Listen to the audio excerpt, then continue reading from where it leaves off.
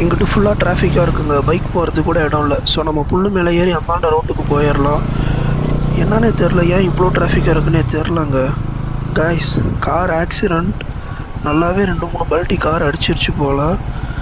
So long travel போகிறவங்க தயவு செஞ்சு தூக்கம் வந்துச்சுன்னா காரை ஓரம் கட்டிட்டு ரெஸ்ட் எடுத்துகிட்டு கூட ஓட்டுங்க, ஒரு பிரச்சனையும் இல்லை. இல்லை நார்மலாக டயர்டாக இருக்குன்னா டீ காஃபி குடிச்சிட்டு அதுக்கப்புறம் போங்க. ஸோ பாருங்களேன் எவ்வளோ அவங்க ஃபேமிலி என்ன ஃபீல் பண்ணுவாங்க.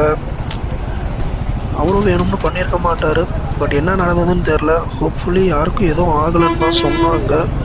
ஸோ ட்ரைவ் பண்ணும்போது சேஃபாக போங்க. லைஃப் ஜஸ்ட்டு செகண்ட் தான், எப்போ வேணாலும் என்ன வேணாலும் நடக்கலாம். ஸோ தயவு செஞ்சு பார்த்து போங்க.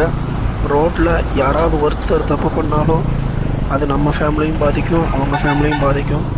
So don't drink and drive. சேஃபாக இருங்க கைஸ்.